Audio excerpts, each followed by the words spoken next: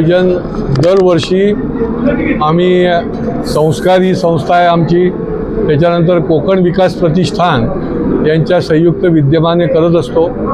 हा महोत्सव म्हटला तरी पण ही एक चळवळ आहे। कोकणमधल्या आंबा उत्पादक शेतकऱ्यांना प्रोत्साहन देण्याकरता, त्यांच्या मालाला चांगला भाव मिळण्याकरता आणि त्याच्यामुळे 19व्या वर्षामध्ये आता आम्ही पदार्पण करतोय। कारण की ठाण्यातल्या नागरिकांनी फार मोठा प्रतिसाद दरवर्षी दिला असल्यामुळे या ठिकाणी 1 मे पासून हा आंबा महोत्सव सुरू होणार आहे आणि 10 मे पर्यंत, दरवर्षी 1 मेला सुरू होतो आणि 10 मे पर्यंत चालेल।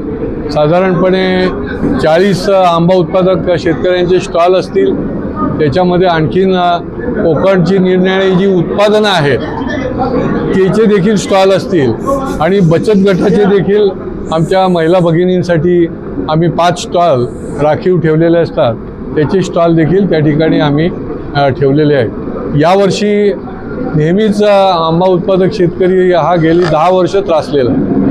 दरवर्षी काही ना काही कारणामुळे, हवामानातल्या बदलामुळे, मोहर गळून पडल्यामुळे, मध्येच पाऊस पडल्यामुळे, अति थंडीमुळे आंबा उत्पादक शेतकरी जो आहे तो अतिशय ज्याला म्हणता येईल की तकलीफमध्ये, त्रासामध्ये असतो, पण तो त्याची धीर आणि धैर्य सोडत नाही आणि त्याच्यामुळे तो आवर्जून जो आंबा हातात येईल तो घेऊन या ठिकाणी विक्री करता येतो। आणि ठाणेकरांना आणि आसपासच्या सर्व नागरिकांना मी आवाहन करीन की आमच्या या बळीराजाला, आंबा उत्पादक शेतकऱ्याला बळ द्या, त्याला प्रतिसाद द्या।